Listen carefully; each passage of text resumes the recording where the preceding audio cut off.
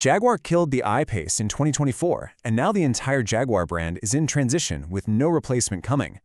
KBB documents 2022 examples now starting at $27,000. That's roughly 65% depreciation on a sedan that originally cost $80,500.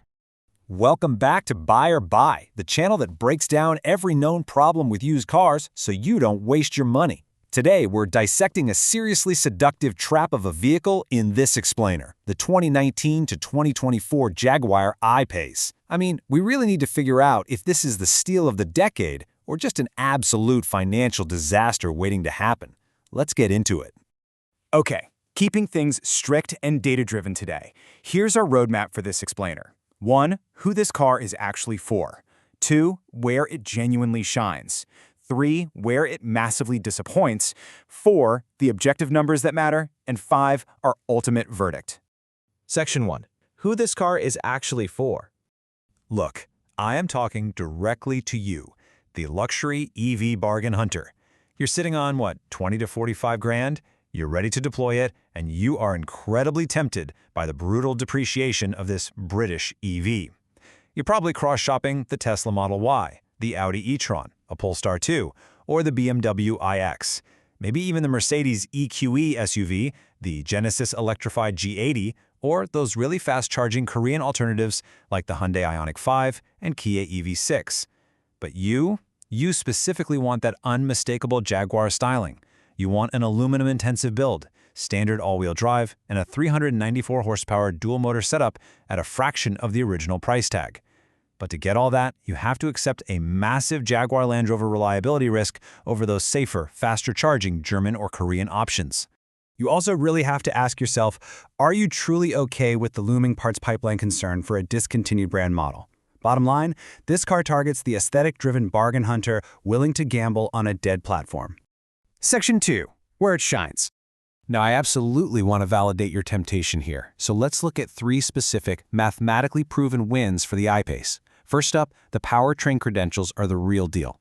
Second, the design and luxury credentials are just genuinely distinctive. That polarizing low-roof, high-stance proportion is unmistakable, right? It's backed by an aluminum-intensive body, Meridian 3D audio, and a standard panoramic glass roof. Plus, it's the only Jaguar EV ever made. And third, the depreciation works dramatically in your favor. So, let's talk performance, because it's a huge selling point. You are getting dual permanent magnet motors that pump out a combined 394 horsepower and a massive 512 pound-feet of torque. All-wheel drive comes standard. It rockets from 0 to 60 in just 4.3 to 4.5 seconds. And that 90 kilowatt-hour battery? It gives you an EPA-estimated range of 234 to 246 miles. Actually, Edmunds even documented hitting 262 miles in real-world testing, which is pretty solid. But the third win is where things get wild, the financial discount. The original MSRP was a hefty $69,500 to $80,500. Fast forward to the used market in 2026, and prices literally dropped to between $20,000 and $45,000. That depreciation dramatically favors the second owner. We're talking a staggering 60 to 65% drop in just 4 years. You're getting genuine luxury and serious power for sub-30K money on early examples. Seeing those numbers, it really makes you wonder if this is the bargain of the century, doesn't it? Bottom line, the sheer performance and distinctive luxury you get for sub-30K money is incredibly seductive. Section 3. Where it disappoints.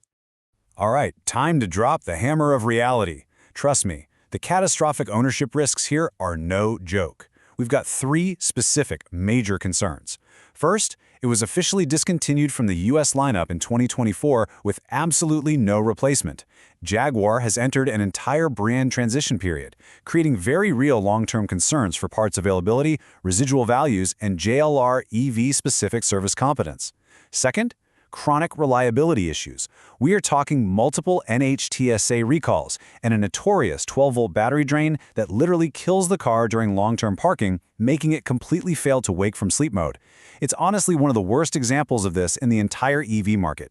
Add to that, the JLR Touch Pro Duo infotainment lag and freezing is chronic, and if that breaks out of warranty, you're looking at $800 to $1,500 just for the head unit replacement. And if you thought the infotainment was bad, brace yourself. The out-of-warranty battery replacement cost for that 90 kilowatt-hour pack is terrifying. If that fails, you are staring down a $25,000 to $40,000 plus repair bill. Just let that sink in for a second. The third massive disappointment, the charging speed is genuinely poor by current 2024 to 2026 standards. The I-Pace maxes out at a sluggish 100 kilowatt DC fast charging rate, meaning 0 to 80% takes a full 45 minutes.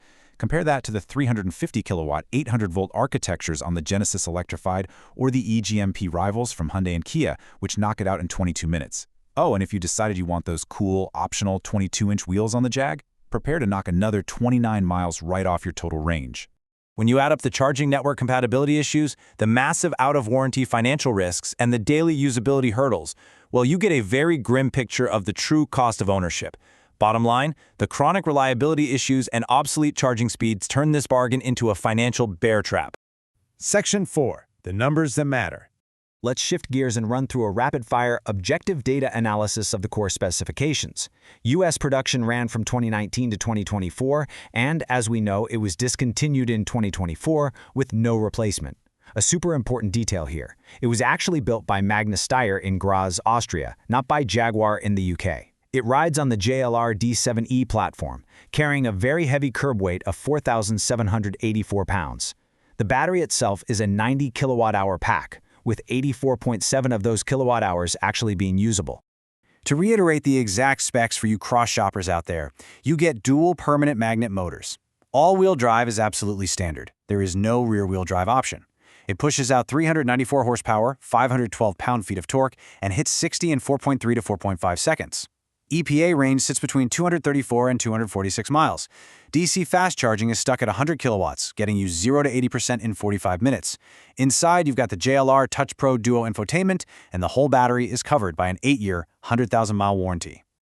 Looking at the used market, those original MSRPs of nearly $80,000 have absolutely collapsed. We're looking at $20,000 to $35,000 for 2019 and 2020 models, and roughly $30,000 to $45,000 for the 2022-2024 HSE trims. According to KBB, that is a 60 to 65% depreciation over just 4 years. Bottom line, the numbers reflect a high-performance machine anchored by a rapidly depreciating discontinued platform. Verdict? Buy. Look, I know the I-Pace has 394 horsepower, I know it has dual-motor all-wheel drive, distinctive Jaguar styling, and genuine luxury at a fraction of its original MSRP. But the undeniable fact that Jaguar killed this car in 2024 with no replacement makes buying one right now incredibly dangerous. The entire Jaguar brand is in a massive transition period. So my advice to you? Buy nothing. The brand transition is the ultimate deal breaker. The JLR Touch Pro Duo is a chronic infotainment failure mode, the 12-volt battery drain is notorious, the charging speed is genuinely slow by current standards, and that 60 to 65% depreciation in 4 years, yep, that means the curve still points firmly down. Now maybe, and I mean a huge maybe, you can look at a 2024 facelifted HSE, but only if it has a full JLR CPO warranty and a battery state of health report, and only at the absolute bottom of the price range. But absolutely say bye to every single 2019 and 2020 example, and bye to any car without perfect service records. The I-Pace curve still points down. The seductive 65% discount simply isn't worth the 100% risk. Between the expensive out-of-pocket infotainment blackouts and the very real chance of waking up to a completely dead 12-volt system, your luxury experience is just going to be ruined. Which leads us with this final thought for today's explainer. You have seen the specs, the cross-shop data, and that catastrophic depreciation curve. So, are you really willing to gamble $30,000 on a ghost town of a brand?